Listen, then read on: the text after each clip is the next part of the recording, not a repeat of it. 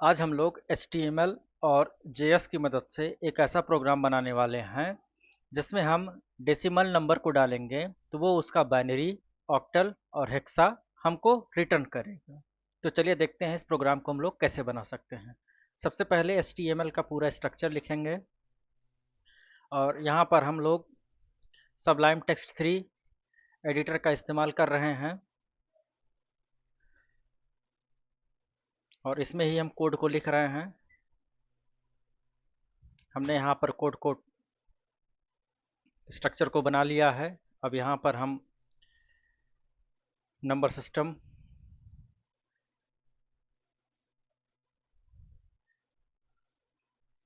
Converter लिख दे रहे हैं।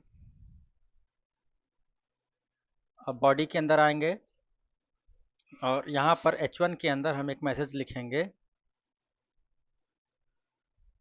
जो मैसेज होगा नंबर सिस्टम कन्वर्जन के नाम से। इस तरीके से हमने नंबर सिस्टम कन्वर्जन लिख लिया।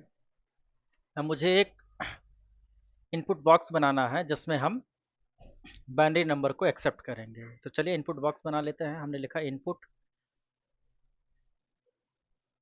इनपुट हमने जो है टैग लगाया जो कि एक एम्प्टी टैग है और टाइप इज इक्वल टू हमने इसमें नंबर दे दिया और यहाँ पर हमने प्लेस होल्डर सेट कर लिया और यहाँ पर हमने नाम दे दिया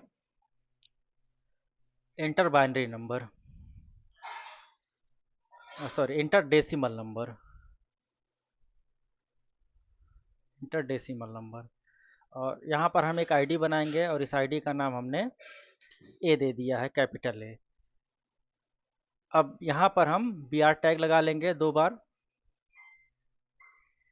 ताकि लाइन का ब्रेक मिल जाए। फिर इसके बाद फिर हमें एक बटन बनाना है तो हम बटन टैग लिखते हैं और यहाँ पर हम ऑन क्लिक इवेंट लगाएंगे और फंक्शन का नाम दे देंगे कैल, कि जब इस फंक्शन को क्लिक किया जाएगा तो ये फंक्शन हमारा कॉल हो जाए कैल नाम का। और यहाँ पर हमने कन्वर्ट लिख दिया है, बटन पर कन्वर्ट लिखा हुआ है। ठीक। अब जो हमारा इनपुट होगा वो इस इनपुट बॉक्स में आएगा और बटन दबाते ही हमें हमें उसका जो है बाइनरी, ऑक्टल और हेक्सा मिल जाएगा। तो आउटपुट को कैच करने के लिए हम H1 टैग बना लेते हैं और H1 टैग को क्लोज कर लेंगे। इसके अंदर कोई डेटा नहीं रहेगा और इसकी एक आईडी बना लेते हैं और इसका आईडी हम ले लेते हैं आउटपुट के नाम से। हमने आउटपुट नाम की एक आईडी बना ली। अब हमें यहाँ पर जावा स्क्रिप्ट का इस्तेमाल करना है तो हम स्क्रिप्ट टैग लगाएंगे और इसके अंदर हम कोडिंग लिखना स्टार्ट करते हैं। सबसे पहले HTML के अंदर जो इनपुट टैग में नंबर आएगा उसको हमें कैच करके JS के अंदर लाना होगा। तो चलिए हम देखते हैं कि उसको JS के अंदर कैसे ला सकते हैं। तो JS के अंदर लाने के लिए एक वेरिएबल बना लेते हैं डी नाम से, डेसिमल, क्योंकि जो नंबर हमको मिल रहा है वो डेसिमल है। तो यहाँ पे लिखेंगे पार्स इंट, ब्रैकेट में लिखेंगे document dot gate element by ID. ID कर देंगे हम क्योंकि हम आईडी के थ्रू एलिमेंट को एक्सेस कर रहे हैं और हमारे आईडी का नाम ए है और इसकी वैल्यू को मुझे यहाँ पे लाना है तो हम क्या करेंगे डॉट वैल्यू लिखेंगे। नेक्स्ट लाइन में आएंगे। अब इस वैल्यू को मुझे कन्वर्ट कराना रहेगा बाइनरी में। तो बाइनरी में कन्वर्ट करने के लिए हमने बी नाम का वेरिएबल बनाया। अब हम लिखेंगे बी डी डॉट, जो हमारा डेसिमल नंबर है, डी डॉट टू स्ट्रिंग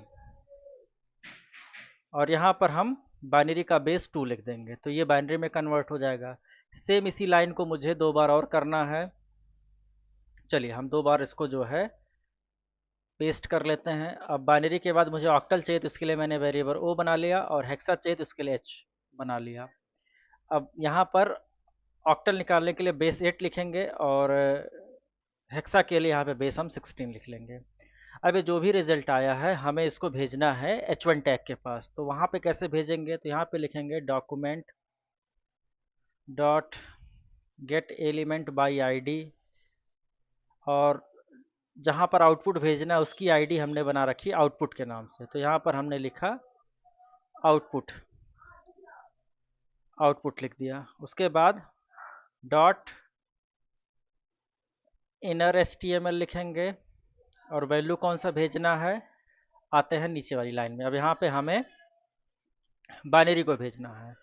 तो सबसे पहले हम चाह रहे हैं कि बाइनरी रिजल्ट के पहले बाइनरी लिखा हुआ है, तो डबल कोट्स के अंदर हम आते हैं और लिख देते हैं बाइनरी, और यहाँ पे हमने इस तरीके से लगाया। फिर हमने कॉन्कैटिनेशन लिखा और वेरिएबल बी को प्रिंट कराया। फिर हमको नेक्स्ट लाइन में जाना है, तो यहाँ पर हमने फिर से कॉन्कैटिनेशन का इस्तेमाल किया और डबल कोट्स के अंदर हम BR टैग लगा देंगे। ठीक, उसके बाद फिर यहाँ पर हम प्लस सिंबल को लगाएंगे और एंटर करेंगे। अब यही लाइन मुझे 2 बार और कॉपी कर लेनी है, जैसे मैंने बाइनरी के लिए बनाया है ऐसे ही मैं ये ऑक्टल के लिए बना लूँगा, ऐसे ही मैं हेक्सा के लिए बना लूँगा। तो यहाँ पे मैंने लिख दिया ऑक्टल, ऑक्टल लिख दिया। और ऑक्टल किस वेरिएबल में आ रहा है, ओ नाम के वेरिएबल में, तो ओ लिख लिया। फिर हेक्सा डेसिमल चाहिए, तो यहाँ पे मैंने हेक्सा डेसिमल में हमने लिख लिया। और यहाँ पे हमारे उस वेरिएबल का नाम है h। यहाँ से इस प्लस को हम हटा देंगे। अच्छा, एक चीज़ हमने यहाँ पे थोड़ा सा जो हमसे छूट गया, फंक्शन हमने बनाया नहीं, तो फंक्शन बना लेते हैं।